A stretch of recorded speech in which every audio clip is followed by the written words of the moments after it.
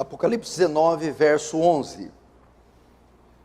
Vi o céu aberto e eis um cavalo branco. O seu cavaleiro se chama Fiel e Verdadeiro, e julga e peleja com justiça.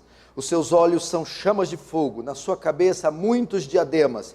Tem o nome escrito que ninguém conhece senão ele mesmo. Está vestido com um manto tinto de sangue, e o seu nome se chama o Verbo de Deus. E seguiram-no os exércitos que há no céu, montando cavalos brancos, com vestiduras de linho finíssimo, branco e puro. Sai da sua boca uma espada afiada, para com ela ferir as nações, e ele mesmo as regerá com cetro de ferro, e pessoalmente pisa o lagar do vinho, do furor, da ira, do Deus Todo-Poderoso. Tem no seu manto, na sua coxa, um nome escrito: Rei dos Reis, Senhor dos Senhores. Então vi um anjo posto em pé no sol, e clamou com grande voz, falando a todas as aves que voam por meio do céu: Vinde, reuni-vos para a grande ceia de Deus, para que comais carnes de reis, carnes de comandantes, carnes de poderosos, carnes de cavalos e os seus cavaleiros, carnes de todos, quer livres, quer escravos, tanto pequenos como grandes. E vi a besta e os reis da terra com os seus exércitos, congregados para a peleja, contra aquele que estava montado no cavalo e contra o seu exército. Mas a besta foi aprisionada, e com ela o falso profeta, com os sinais feitos diante dela, seduziu aqueles que receberam a marca da besta, e eram os adoradores da sua imagem. Os dois foram lançados vivos dentro do lago de fogo que arde como enxofre. Verso 21, os restantes foram mortos com a espada que saía da boca daquele que está montado no cavalo, e todas as aves se fartaram das suas carnes. Deixa aberto aí, não feche, feche somente os seus olhos para mais uma oração.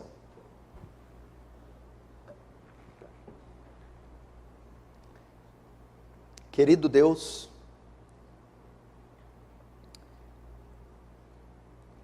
eu peço ao Senhor que nos agracia. Eu tenho certeza que enquanto eu falava sobre a oração para a congregação, ela ficou entusiasmada, interessada em conhecer mais do Senhor, da Tua glória, da Tua face, experimentar aquilo que os santos do passado tanto experimentavam, como Moisés, Abraão, Isaías, Elias, Davi, Paulo, Tiago, João.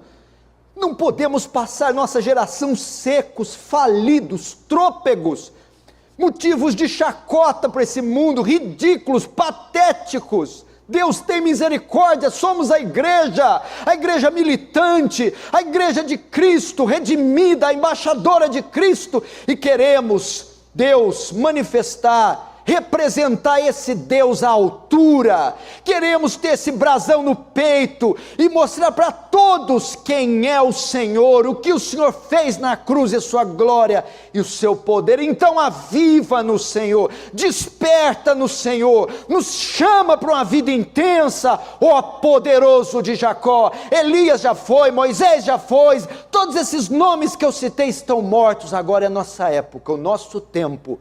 Nos envia o seu poder, no nome de Jesus eu te peço, amém. Estamos indo para o fim do livro, estamos indo para o fim do livro, que trata do fim dos tempos, estamos caminhando para o fim do fim. O fim do mundo será marcado pelo retorno glorioso de Cristo à terra. O fim do mundo será marcado pela segunda vinda de Cristo.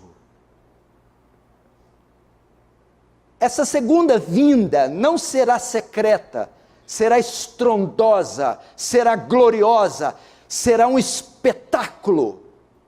Não será como muitos dispensacionalistas dizem, secreta e iminente. Não. Todo olho verá, como Jesus profetizou. Isso está em Mateus 24, do verso 29 ao 31, eu vou ler, Mateus 24, 29. Logo em seguida a tribulação daqueles dias, o sol escurecerá, a lua não dará sua claridade, as estrelas cairão do firmamento, e os poderes do céu serão abalados. Então aparecerá do céu o sinal do Filho do Homem, todos os povos da terra se lamentarão, e verão o Filho do Homem vindo sobre as nuvens do céu, com poder e muita glória, e ele enviará os seus anjos com grande clangor de trombeta, os quais reunirão os seus escolhidos dos quatro ventos, de uma à outra extremidade dos céus. Assim se dará a segunda vinda de Jesus, estrondosa, gloriosa, um espetáculo. Essa é a penúltima sessão, a sexta sessão das 7 que o livro é dividido. Nessa penúltima sessão, ocorre a queda dos inimigos de Cristo. Se você notar, João apresenta Satanás primeiro. O primeiro inimigo a ser apresentado é Satanás. Isso está no capítulo 12 de Apocalipse. Depois João apresenta a besta que sai do mar e a besta que sai da terra. Esse é os outros inimigos do Cordeiro. Isso está no capítulo 13. E por último, João apresenta a grande meretriz. Isso está no capítulo 17. Entretanto, numa ordem inversa, a prostituta, na forma da Babilônia, é a primeira a cair, a ser destruída. Está no capítulo 18. Depois é a vez da besta e o falso profeta caírem. Está no capítulo 19. E assim por diante, até chegar no chefão, no último inimigo de Cristo. Na última mensagem vimos a celebração celeste, um culto angelical, um culto celestial. E ele ocorre por dois motivos. Primeiro, pelo funeral da Babilônia, por sua queda, sua ruína, que já aconteceu. E segundo, essa celebração celeste ocorre por causa do casamento do Cordeiro, as bodas do Cordeiro. E hoje nós encerraremos o capítulo 19, e encerraremos a penúltima sessão do Apocalipse. E hoje trataremos da segunda vinda de Cristo. Esse é o tema da minha mensagem, a segunda vinda de Cristo. E nesse capítulo, a segunda metade, Apocalipse 19, do 11 ao 21, caem mais dois inimigos de Cristo. A besta que veio do mar e a besta que veio da terra, conhecido também como falso profeta. Nós vamos agora ao texto, e ele começa mostrando um cavaleiro. Vamos ver então, dar início ao texto, o verso 11. Vi o céu aberto, e eis um cavalo branco, seu cavaleiro se chama Fiel e Verdadeiro, e julga e peleja com justiça. Preste atenção, não vamos perder o aspecto deste culto transcendente, temeroso. Não vamos perder o que poucas vezes nós temos no mundo como hoje, a presença viva de Cristo em nossos cultos, temê-lo como é digno, fazer com que esses textos saltem do papel e preguem no nosso coração, e se cravem no nosso coração, e assim nos transformem. Presta atenção, João tem outra visão. Novamente ele olha para o céu, e ele percebe agora que o céu está aberto. Se você notar, quando as visões de Apocalipse começam, lá no capítulo 4, por exemplo, João vê apenas uma porta aberta para o céu, e ele é chamado a entrar por essa porta. Aqui não, aqui João não está vendo uma porta, mas todo o céu agora está aberto, todo o céu foi escancarado. João com isso quer dizer que todo olho verá o advento da segunda vinda. Os céus se abrirão do ocidente ao oriente, para que todo mundo veja. E João vê um cavalo branco. João vê um cavalo branco.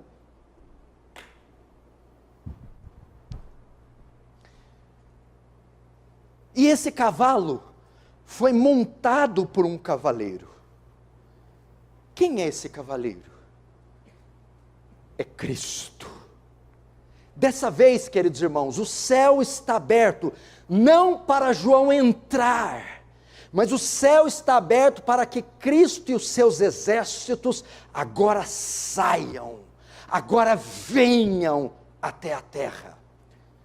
O Senhor Jesus aparece agora não mais como noivo, não mais como o cordeiro, ele aparece agora como o Rei dos reis e Senhor dos senhores. A figura agora é gloriosa, ele vem como um guerreiro, ele vem como um valente.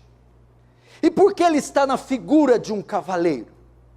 Bom, você deve se lembrar que o Apocalipse foi escrito, em primeira instância, ele foi escrito para os crentes do primeiro século. Então muitas coisas e muitas linguagens foram feitas para que aqueles crentes do primeiro século entendessem. A figura de um cavaleiro, João usa por quê? Porque nas batalhas do primeiro século, o general vitorioso voltava da guerra montado em um cavalo branco de guerra, e ele desfilava pelas ruas de Roma, mostrando a sua vitória. A primeira vinda de Cristo aconteceu com Cristo vindo à terra humilde, pobre, vindo à terra em fraqueza, montado sobre um jumento. Agora na segunda vinda não, Cristo vem como um vencedor, Cristo vem com olhos como chamas de fogo, Cristo vem com cabelo branco como da neve, com o rosto como o sol do meio-dia, com pés de latão, de bronze polido, ele está vestido de ouro fino de Ufaz, ele vem com glória.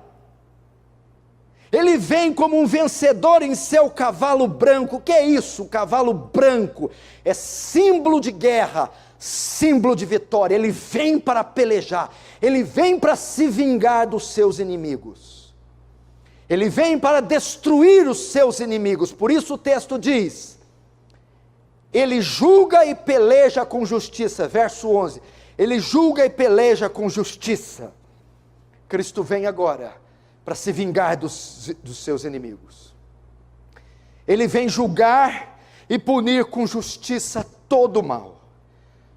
Agora vamos ver, então João vê um cavaleiro, agora vamos ver os nomes desse cavaleiro. O verso 1 diz, o seu cavaleiro se chama Fiel e Verdadeiro. Esses são os nomes desse cavaleiro. Que nomes são esses? São nomes, são títulos, para contrastar com o anticristo, para fazer um contraste. O anticristo é a personificação da injustiça, a personificação do mal, a personificação da mentira e da infidelidade. Cristo é a personificação da fidelidade e da verdade. Cristo é fiel ao seu Pai, Cristo é fiel às Escrituras, Cristo é fiel às promessas que fez sobre a sua segunda vinda, e agora Ele mostra a sua fidelidade ao seu povo, retornando de forma gloriosa. E Cristo é verdadeiro porque personifica a verdade, contrastando com Satanás, o pai da mentira. Ele vem para aniquilar agora toda mentira, ele vem para destruir agora toda injustiça. Agora vamos ver as características do cavaleiro. Quais são os traços desse cavaleiro? Veja o verso 12, seus olhos estão como chamas de fogo, na sua cabeça há muitos diademas, tem um nome escrito que ninguém conhece senão ele mesmo, está vestido com um manto tinto de sangue, o seu nome se chama o Verbo de Deus. Veja as características. Primeira, seus olhos são como chamas de fogo. Aquele que está montado no cavalo, tem olhos tão brilhantes, tão distintos, que eles são como duas bolas de fogo. O que são isso? O que quer dizer isso? São olhos que a tudo perscrutam, olhos que a tudo veem, olhos que a tudo sondam. Ele está vindo para peleja e para julgar, ok? Olhos como chamas de fogo significam que do seu julgamento ninguém pode esconder, que ninguém pode se safar, que ninguém pode escapar. Ele conhece todos, sonda todos, perscruta tudo, vê tudo. Esses olhos como chamas de fogo mostram que ele julgará todos os desígnios do coração humano, todos os segredos. É o único capaz de julgar foro íntimo, e nada escapa dos seus olhos. Esses olhos de fogo também falam da sua ira. Olhos de fúria são olhos que sondam com a finalidade de julgar. Qual outra característica? Primeiro, os seus olhos como chamas de fogo. Segunda, na sua cabeça, está tudo no verso 12, na sua cabeça há muitos diademas.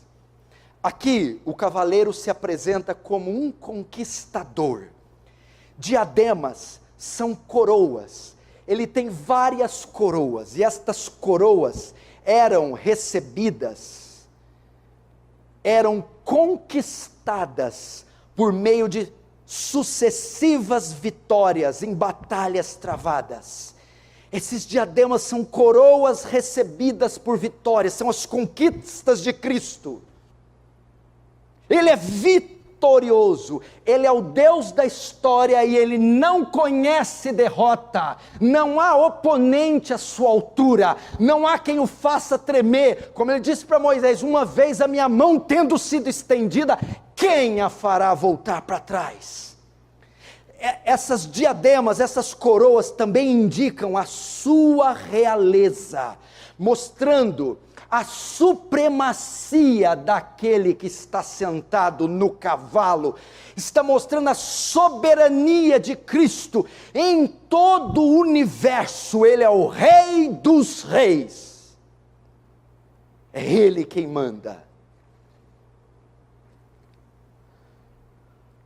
Agora o texto também diz, no verso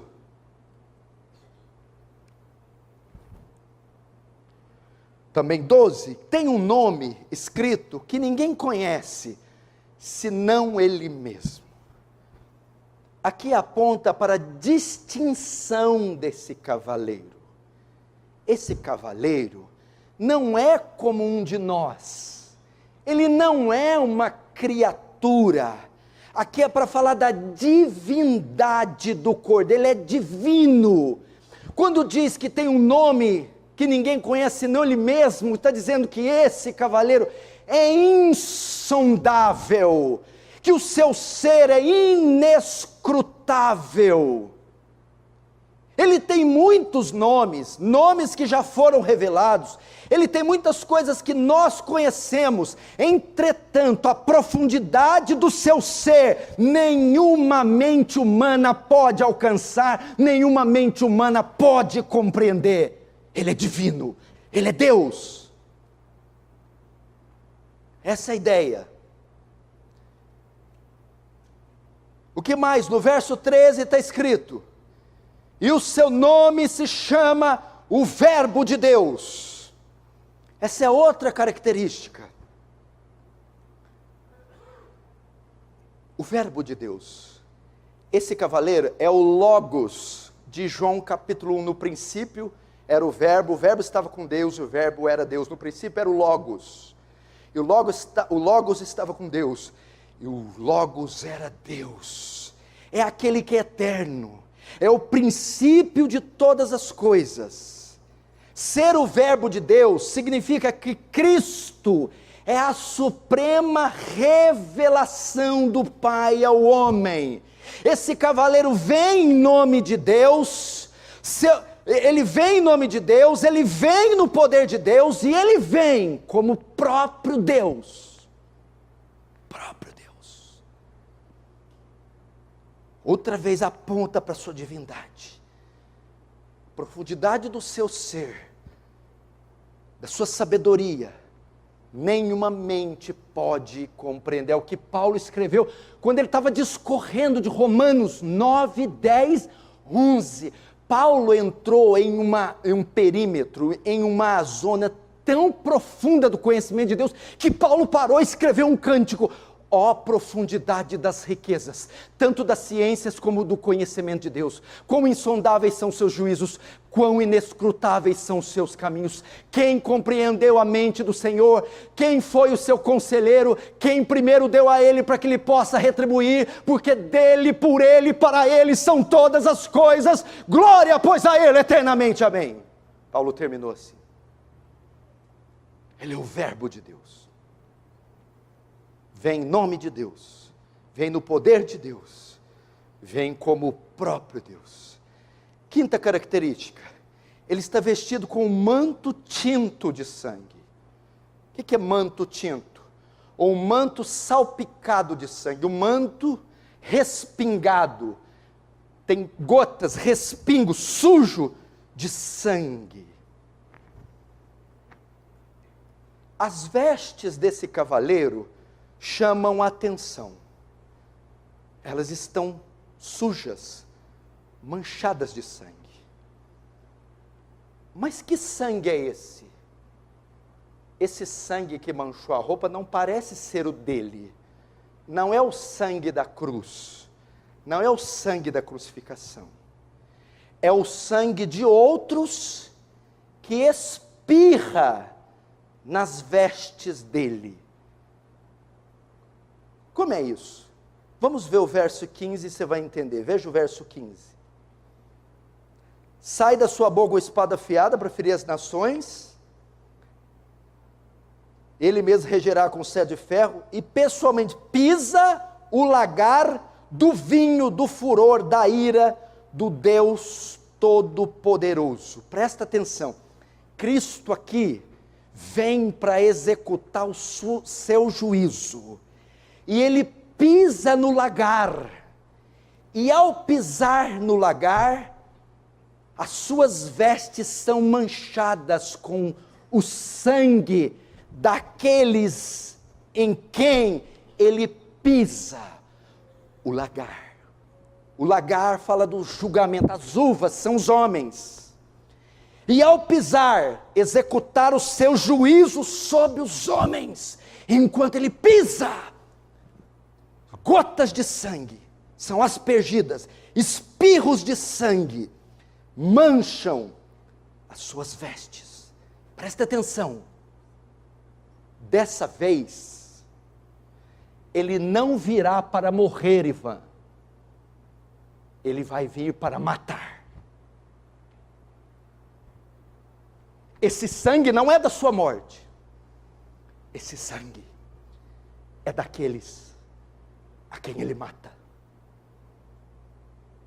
Pisar as uvas do lagar é uma imagem do Antigo Testamento. Deus, na sua ira contra o pecado, pisava as uvas da ira.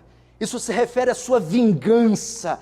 Isso está em Isaías 62, verso 2 e 3. Porque está vermelho o traje e as tuas vestes, como as daquele que pisa uvas do lagar? O lagar eu o pisei sozinho, e dos povos nenhum homem se achava comigo. Pisei as uvas na minha ira, no meu furor as esmaguei, e o seu sangue me salpicou as vestes e me manchou o traje todo. O Cordeiro não virá para salvar na sua segunda vinda, ele virá para condenar. Ele não virá para morrer, ele virá para matar. E o texto diz que ele vem com uma espada afiada, mas a espada não está na bainha, não está na cintura, a espada sai da sua boca, é o que está no verso 15, sai da sua boca uma espada afiada, para com ela ferir as nações.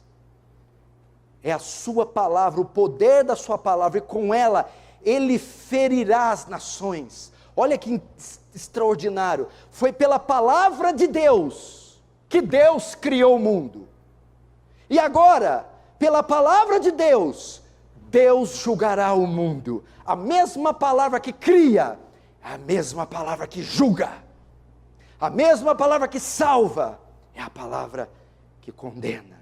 Isaías 11:4, mas julgará com justiça os pobres, e decidirá com equidade a favor dos mansos da terra. Ferirá a terra com a vara de sua boca, e com o sopro dos seus lábios matará o perverso. Jesus vem para julgar e esmagar as nações. Agora vamos ver os títulos desse cavaleiro. Verso 16. Tem no seu manto e na sua coxa um nome inscrito: Rei dos Reis, Senhor dos Senhores. Agora, João descreve a sua absoluta soberania. Esse termo aqui no grego, Rei dos Reis, são substantivos superlativos que dão ideia que ele é o maior rei e o maior senhor, o maior que já existiu. Nunca haverá outro antes, nem outro depois, nem outro senhor como ele. Jesus Cristo é o mais alto, soberano, exaltado, que reina com majestade, poder e autoridade. É Jesus Cristo. João quer o que com isso, com essa visão? João, com isso, quer mostrar agora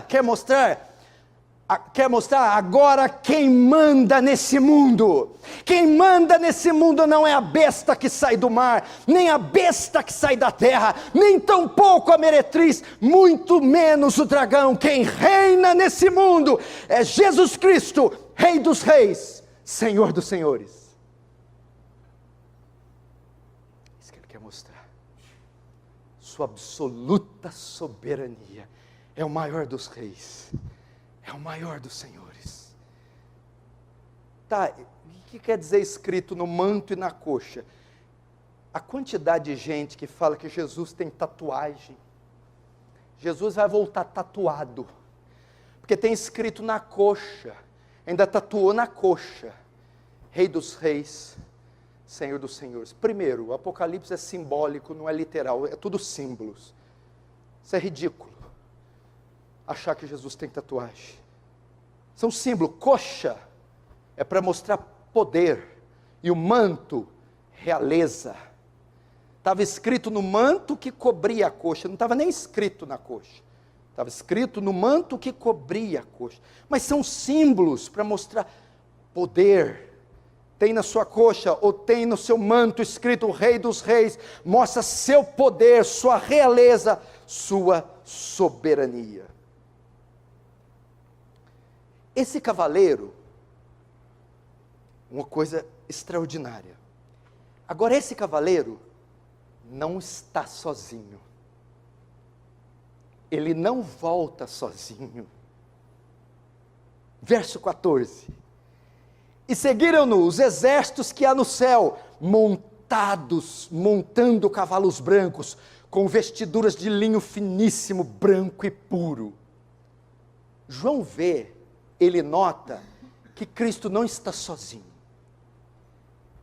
mas que ele vai à frente com o seu cavalo, e que atrás dele vem uma cavalaria descomunal, exércitos de cavalos com cavaleiros, homens, mulheres, gente montado. Exércitos dos céus montados em cavalos brancos vêm junto com Cristo quando os céus se abrem. Quem são esses que voltam com ele? É um exército que não pode se contar. É uma cavalaria jamais vista. Aqui nós temos duas classes fazendo parte desse exército. Primeiro, são os anjos. Em 1 Samuel, capítulo 1, verso 3, Jesus aparece como Jeová El Sabaote, o Senhor dos exércitos. Ele é chamado no Antigo Testamento do Senhor dos exércitos. Que exércitos são esses? Os exércitos de anjos, as miríades e miríades de anjos. Pedro, quando corta a orelha de Malco no jardim de Getsêmani, é repreendido por Jesus em Mateus 26, 53. Pedro, embainha a espada. Acaso pensas que não posso rogar a meu Pai? E Ele me mandaria nesse momento mais de 12 legiões de anjos. Ele é o Senhor dos exércitos angelicais. João está vendo então miríades e miríades de anjos que descem montados em cavalos brancos com Ele. Segundo, quem mais faz parte desse exército? São os remidos, pois estão vestidos de vestiduras de linho finíssimo, branco e puro. É a igreja que agora já está na glória, que volta com Ele, que desce com Ele. É um exército repleto de anjos e remidos de todos os séculos, todos juntos em cavalos brancos, sendo dirigidos pelo Rei dos Reis e Senhor dos Senhores. Zacarias 14:5 diz: então virá o Senhor, meu Deus, e todos os santos com Ele. Claro que isso tudo aqui é símbolo. Jesus não vai vir montado num cavalo. É porque cavalo é o que tinha de melhor no primeiro século. Hoje talvez voltaria numa nave espacial. A ideia é para mostrar poder, supremacia. Imagina que Jesus vai montar em cavalo, gente. Tem gente que pensa que vem com cavalo. E nós com cavalo. Mas cavalo vai andar no céu. Símbolo de poder, vitória, conquista. Você pegar na Primeira Guerra Mundial, o que os exércitos da Primeira Guerra tinham de mais forte era a cavalaria. Isso agora, 100 anos atrás, 1918. A cavalaria. Então é para mostrar imponência, vitória, poder. Essa é a ideia. Então presta atenção, tanto os anjos quanto os santos acompanharão Jesus no seu retorno. Notem que todos os que voltam também estão montados em cavalos brancos, são símbolos da vitória na batalha final. E por que ele está mostrando os santos? O Senhor dividirá essa vitória com a igreja, com o seu povo.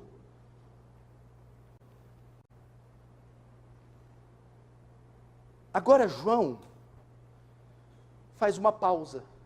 Está voltando, mostrando o céu aberto, Cristo descendo, a vitória dele, os remidos.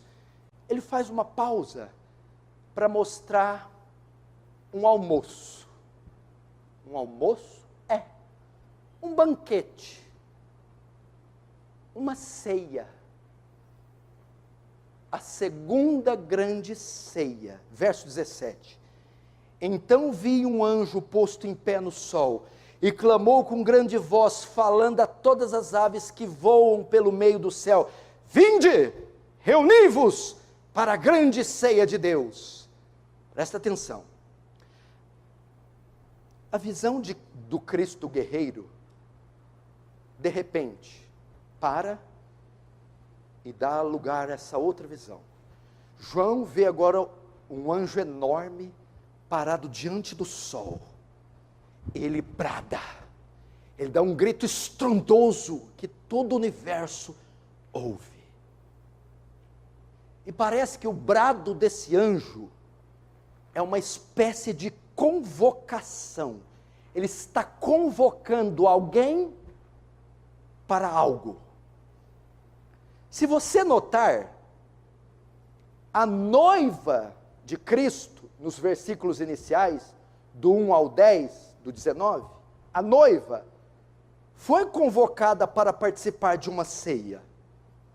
Agora o anjo também convoca, não a noiva, mas aves, para também participarem de uma grande ceia. Mas que aves são essas? Ele não descreve que aves são, mas pelo que elas comem, temos uma ideia. São aves de rapina, são carniceiros, águias, urubus, abutres. João aqui está fazendo um contraste entre duas ceias. A primeira ceia é a ceia do cordeiro para a salvação, o primeiro jantar, o primeiro almoço, a primeira boda, é a boda do cordeiro, a ceia do cordeiro para a salvação. A segunda ceia é a ceia de Deus para a condenação. Aqui temos duas festas, dois banquetes, duas ceias. Em uma, a igreja é convidada para ceiar. Na outra, as aves são convidadas para ceiar. Escute agora. Em uma das ceias, a igreja é convidada para comer. Em outra ceia, o mundo é convidado, não para comer, mas para ser comido, para ser devorado, tragado pelas aves de rapina. Veja, verso 18. Para que comais carnes de reis, carnes de comandantes, carnes de poderosos, carnes de cavalos, seus cavaleiros, carnes de todos, quer livres, quer escravos, tanto pequenos como grandes. As aves são chamadas para um grande banquete. E o que comerão? As carnes dos homens. Começando primeiro pelos poderosos, reis e comandantes, até alcançar os menores, livres e escravos. São figuras do quê? Julgamento sobre esta terra. Agora eu tenho que parar para fazer uma pausa. Ô Mateus, é bom a gente ser chamado para uma ceia, né? Para uma festa de casamento, depois a ceia. Só que aqui há duas ceias. Qual dessas duas você vai ser chamado? Você vai ser chamado para a ceia do Cordeiro, comer com ele? Ou você vai ser chamado para servir de ceia para as aves de rapina?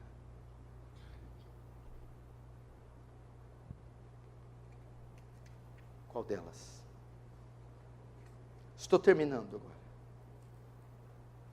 Agora João para a pausa e volta. E agora ocorre a queda de mais dois inimigos de Cristo.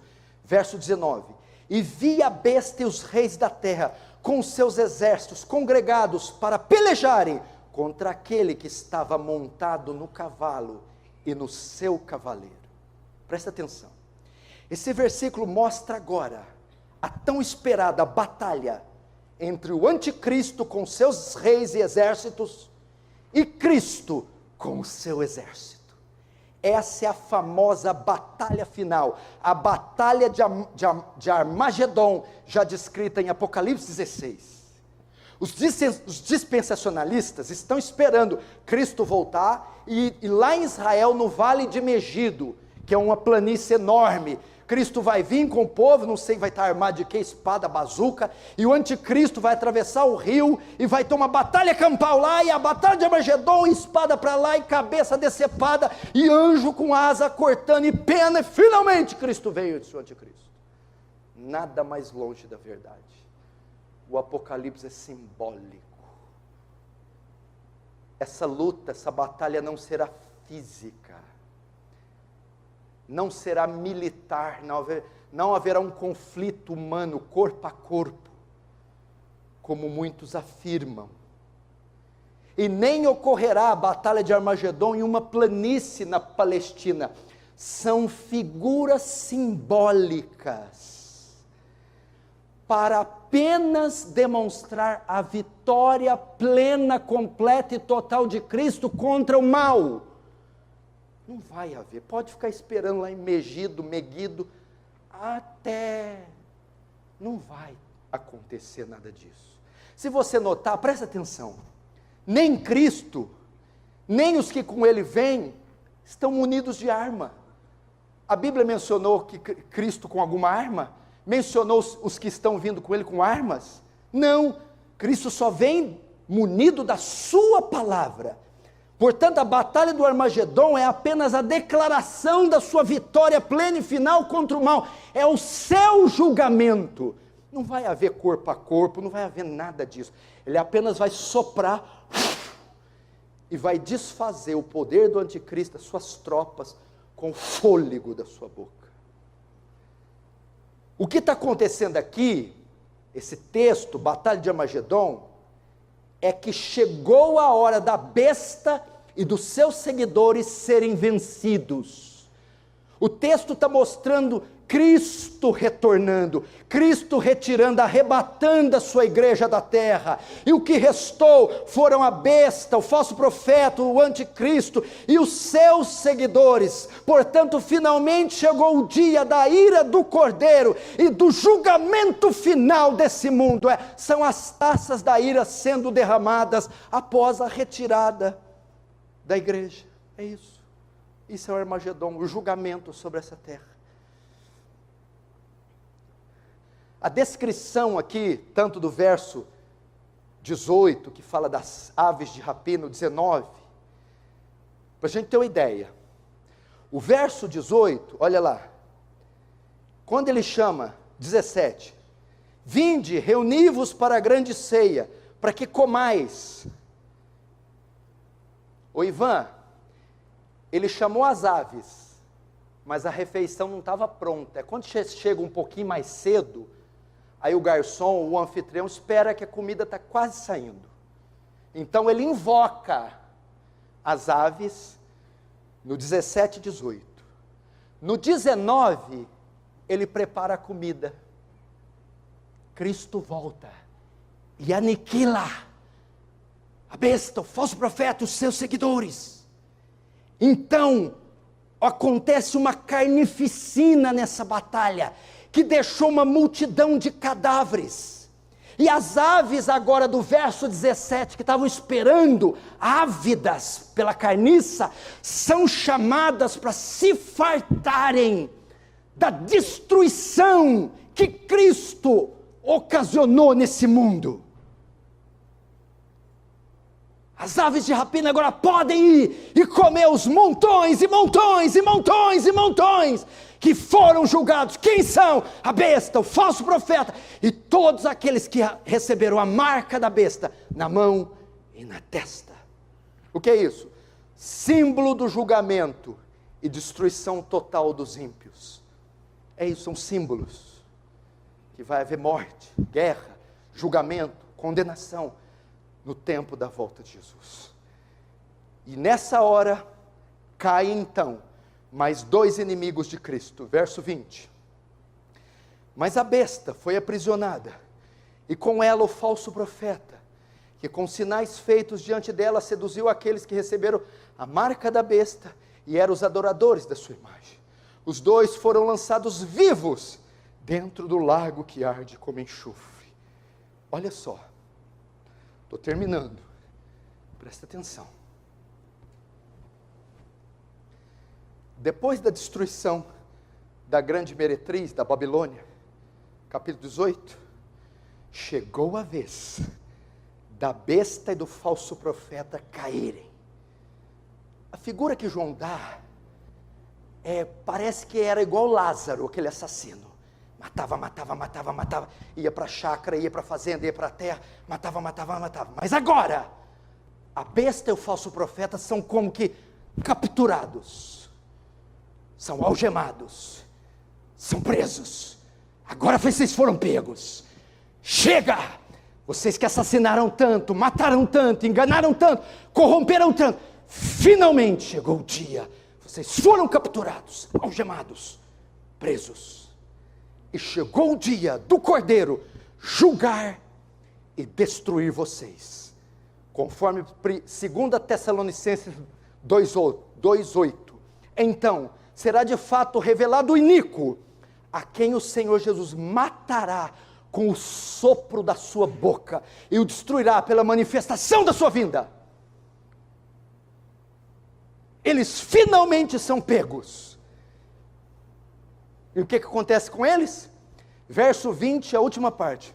Os dois foram lançados vivos dentro do lago de fogo que arde como enxofre. Mais dois aliados do dragão foram destruídos. A besta, o anticristo, e o falso profeta, a besta que sai da terra, foram agora jogados no inferno. Poder político e militar, poder religioso, as instituições, junto com seus líderes, e junto com seus liderados, foram todos condenados. jogados no lago de fogo, que é o inferno. Foram pegos, foram derrotados. João aqui no 19 está mostrando o fim do mundo, a segunda vinda gloriosa de Jesus.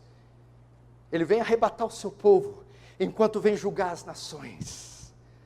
Agora o último ato da penúltima cena, o fim do mundo, verso 21. Os restantes foram mortos, com a espada que saía da boca daquele que estava montado no cavalo, e todas as aves se fartaram das suas carnes. O que ele mostra aqui? Primeiro, são condenados a besta e o falso profeta. Depois, veja só, capítulo 19 e 20, são condenados a besta e o falso profeta. O 21, agora são condenados os seus seguidores, os que têm a sua marca na mão e na testa. Sabe o que João está mostrando aqui? Esse é o prêmio para quem segue esse mundo. Esse é o prêmio para quem segue a besta, o falso profeta, a meretriz. É a condenação eterna.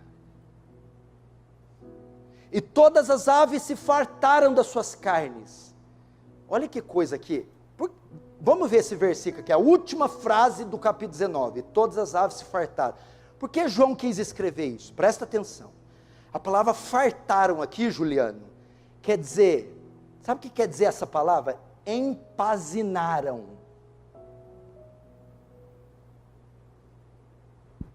João quer mostrar aqui, gente, a quantidade de gente que vai ficar, a quantidade de gente que vai ser condenada.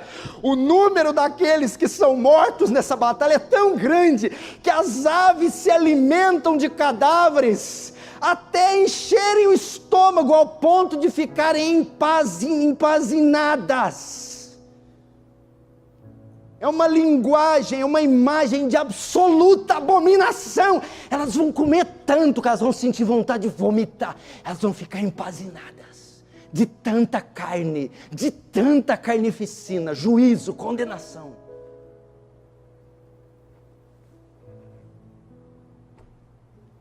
Temos que abrir um parênteses. Como é que está a tua vida hoje, jovem? Você tem certeza da sua salvação? Quem você é no escuro, nas quatro paredes? O que passa na sua mente? Quais pecados você está escondendo? Você quer fazer parte desse banquete, ou melhor, você quer ser o banquete?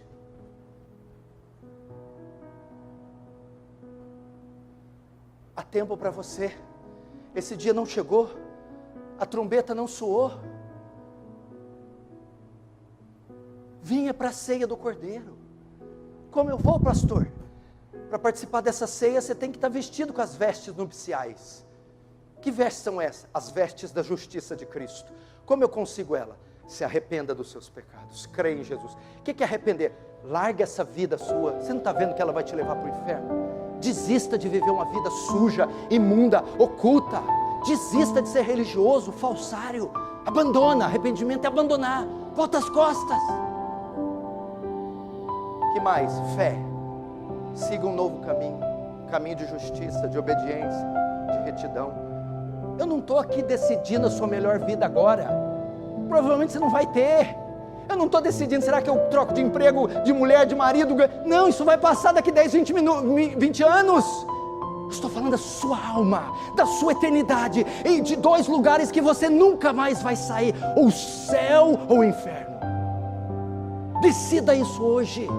Creia hoje, não deixe para amanhã. Eu não sei se amanhã vai ter um velório aqui, e seja o seu.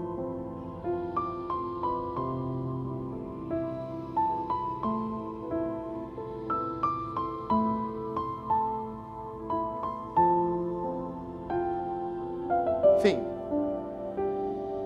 já caíram os inimigos de Cristo, ou caíram aqueles que são conhecidos como aliados do dragão. Caiu a meretriz, Caiu a besta que sai do mar. Caiu a besta que sai da terra. Já caíram todos? Não. Parece que falta cair mais um. Quem? O dragão. O chefão final. Ainda não caiu. Só caiu os aliados dele. E a queda do último inimigo de Cristo, o chefão, o dragão, vai ficar para a última sessão, capítulo 20. É o que veremos na próxima pregação, a queda do dragão. Feche os seus olhos, curva a sua cabeça.